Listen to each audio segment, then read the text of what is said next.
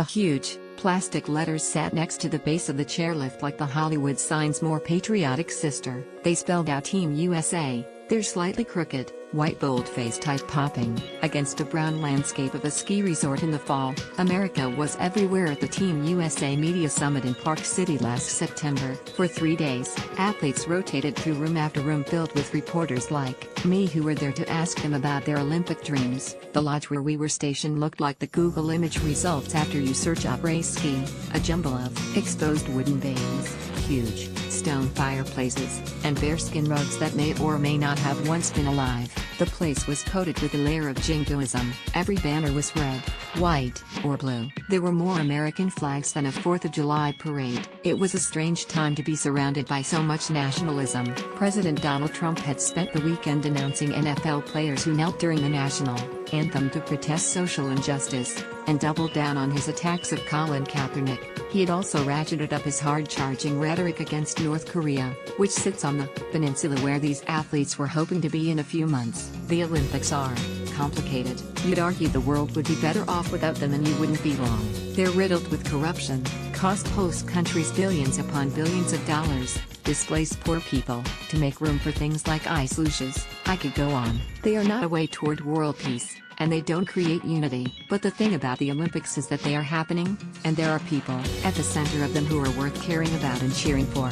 I want to introduce you to a few of the athletes who came through our interview set, which our video production team built in a carpeted conference room in the basement of the lodge. Stan Shadow USA Today Sports. I'm not sure I've met a more charismatic human than figure skater Adam Rippon. The room felt a bit warmer when he walked in and started sharing friendly gossip about other Olympians. He was followed by his teammate Nathan Chen, the 18-year-old Venom whose face has recently been plastered across the internet in advance of the Winter Games. It wasn't at the time, though, and he was somewhat shy. He repeated each question before giving his answer, following the rules of the media training that all athletes are put through before facing monsters like us. He didn't stray from his script. He works hard, he's excited, he's endearing. His earnestness was a sharp departure from the professional athletes, who peddle their own narratives every day on the national stage. That earnestness popped up again and again over the 3 days we were there. Jessie Diggins, a cross-country skier, was surprised when I told her that one of my friends from college was a huge fan of hers. Matt Hamilton,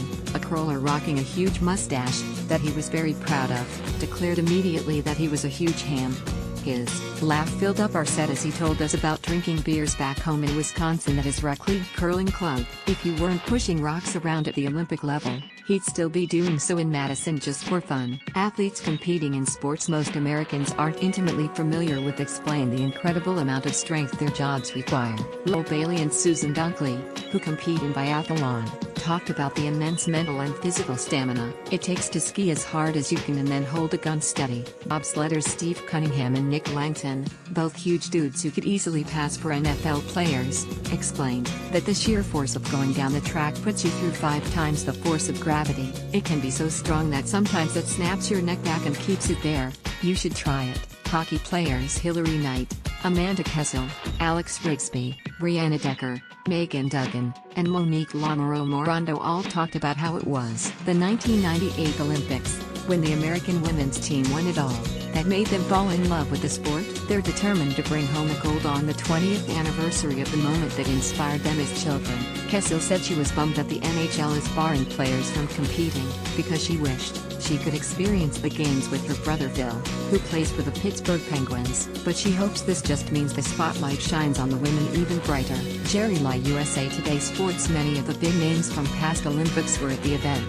Skier Ted Ligety said he can't wait to get his young son on the slopes when the little guy turns 2. Snowboarder Kelly Clark, who's won a bajillion medals and awards, was mostly interested in telling us about her dog. Speaking of dogs, Gus Kenworthy talked about how his profile blew up after the Sochi Olympics after he rescued strays in Russia. He said it was actually his boyfriend at the time, Robin McDonald, who stayed behind for a month to be sure the animals were safe and vaccinated. Kenworthy didn't go public with the full story about the dogs. What happened because he wasn't ready to come out. He since has, and says he's embraced the role of the gay skier. I also want you to meet a few of the young guns headed to Korea. Chloe Kim qualified for Sochi at only 13 years old, but couldn't complete because of the age limit. You have to be 15. She's ready now. and told me, laughing, that she spends most of the season with band-aids on her face from crashing. Then there's Julia Marino, a very chill 20-year-old, first-time Olympian who made waves in the snowboarding world when she earned a gold medal at the 2017 X Games, and climbed to No. 2 in the 2016-17 World Snowboard Tour slopestyle standings. She's only been snowboarding full-time for 3 years. At 17, she was still playing on her high school soccer team. Kim and Marino's teammate, Nate Holland, told us some stories about pranking his teammates that I can't bring here, and Haley Langland told us the name of some tricks that I also can't repeat. One trick name that I can print here is the K-Fed, after Britney Spears' ex-husband. The rule in the snowboarding world is that if you land a trick, you get to name it. You can see where this could get out of hand. The skiers and snowboarders all said typical snowboard things, like send it in steezy.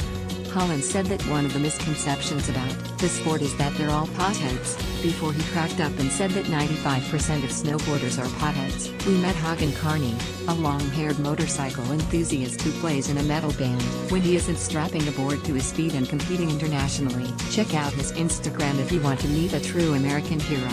I didn't expect to spend 3 days straight in a beige, windowless room and leave feeling refreshed, but I did. Most of these athletes don't make much money outside of their Olympic window, especially in sports like cross-country skiing.